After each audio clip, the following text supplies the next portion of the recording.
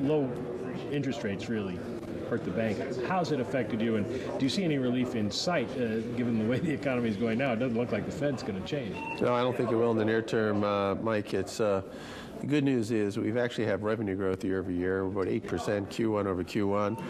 And most of our revenue is fee-based. It's not actually net interest income. So we are getting growth. Growth is tougher than it was 3 or 4 years ago, but at least we're getting growth. And eventually, someday, we'll get a rise in interest rates, and that'll kind of be the cheese on the burger at some point. Well, what do you do until then?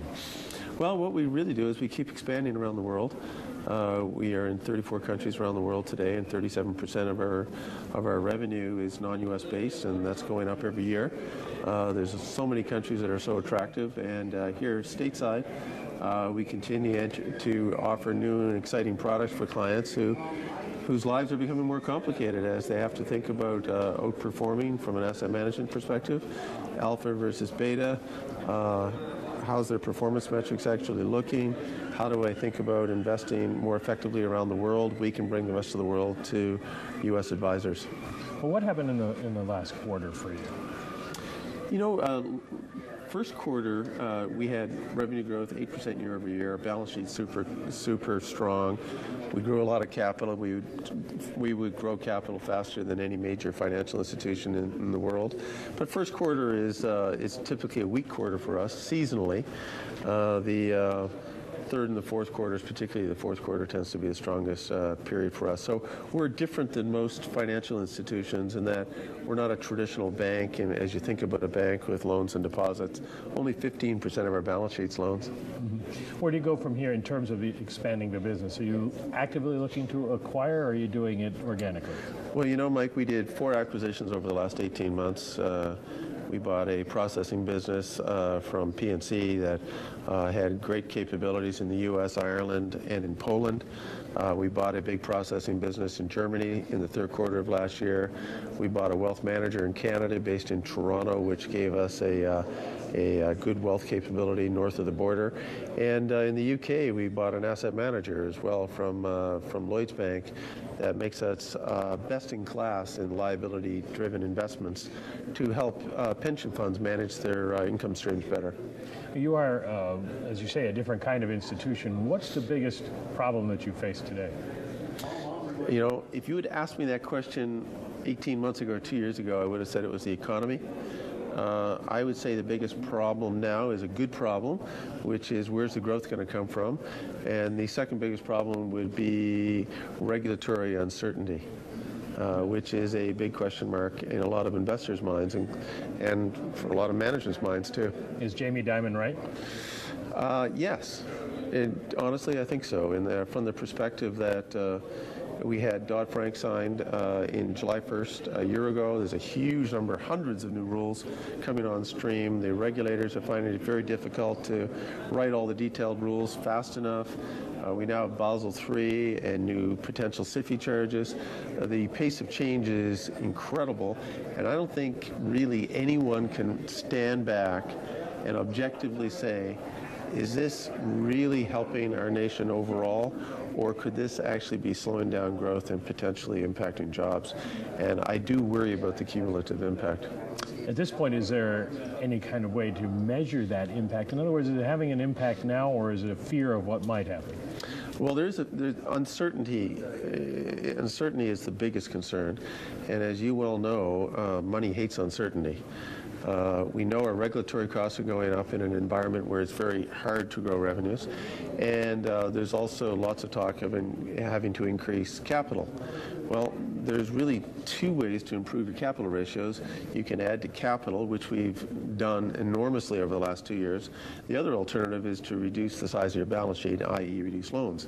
So if, for example, the top 10 banks in the United States need to raise, in the final analysis, say they have to raise $100 billion worth of an incremental capital to meet the additional capital rules under Basel III, you can raise that money through retained earnings or through equity issuance, or using an assumed 10% capital ratio, you could reduce your balance sheet by $1 trillion.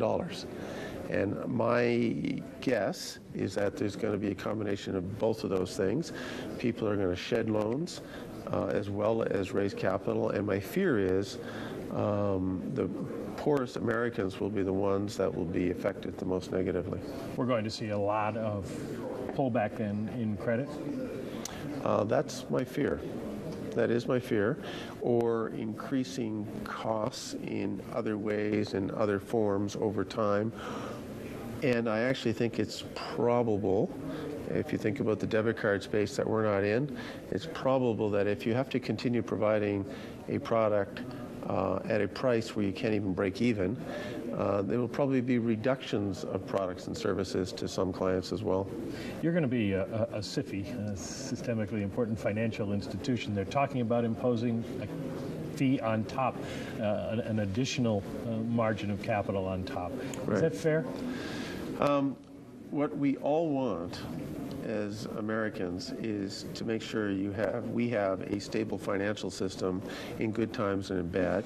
There were some really bad actors that largely disappeared as a result of the crisis, mostly investment banks and mortgage providers.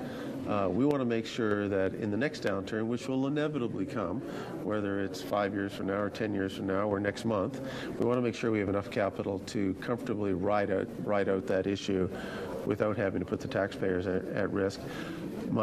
All of our analysis seems to indicate that we don't need much more capital in any circumstance that's higher than today. We want to have enough, and we want to be absolutely safe and sound for our clients for the long term, as well as for the nation and the taxpayers.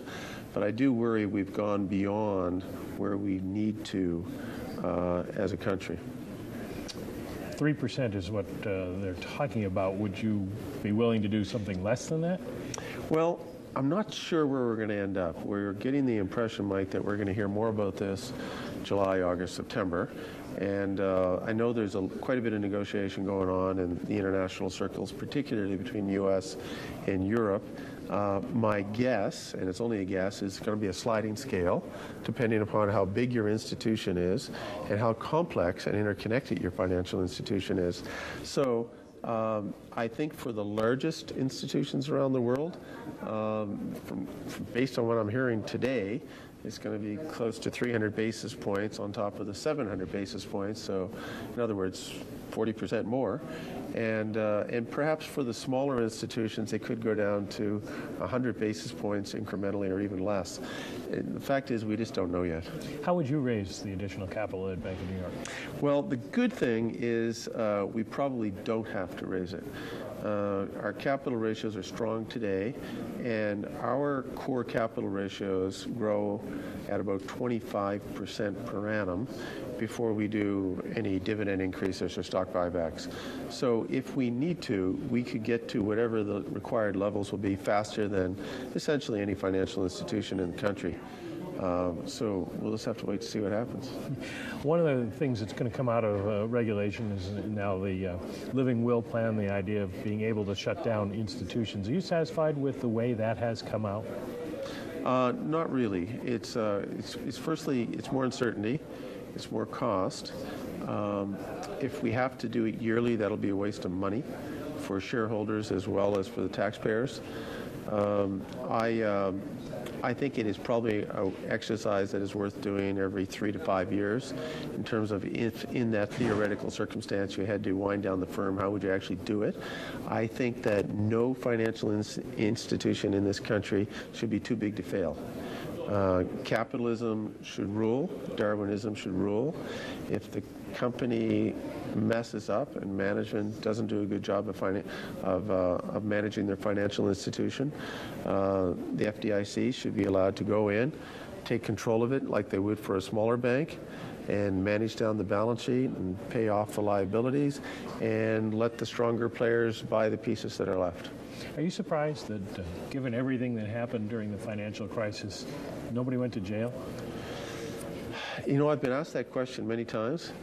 I think the simple answer is maybe twofold. It's not clear that anyone did anything illegal, and I'm not sure incompetent management is illegal either. There was some very bad things that happened. And it wasn't just in financial institutions. It was in Fannie and Freddie. It was in the regulatory regimes. It was a very, very complex issue. And it's not over yet either, from the standpoint that not all the legal suits have been settled. Going forward, the Bank of New York and other banks have to deal with this uncertainty, and you're pushing back to the extent that you can, but do you find it much harder these days because banks have less credibility? You know, I think from the investor communities, I think we have credibility with investors. They're worried about three things. They're worried about where's the growth going to come from, when are all the lawsuits going to get settled, because when the markets are going up, everyone's really smart and a genius, and when the markets are going down, it's not their fault. And this is kind of the last phase of the crisis.